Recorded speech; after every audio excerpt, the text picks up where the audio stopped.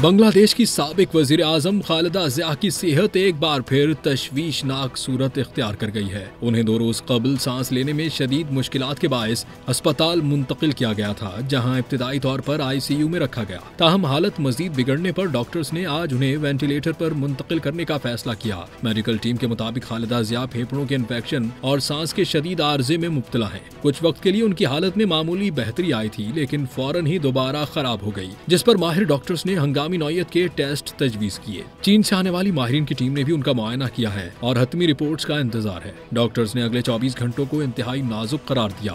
साबिक वजीर आजम के अहल खाना और बेटे तारिक रहमान ने अवाम और कारकुनान से दुआ की अपील की है। याद रहे कि शेख हसीना के दौरे हुकूमत में खालिदा जिया 6 साल तक कैद रहीं और उसी दौरान उनकी तिब्बी हालत बिगड़ती गई, जबकि बैरून मुल्क इलाज की इजाजत भी नहीं दी गई थी।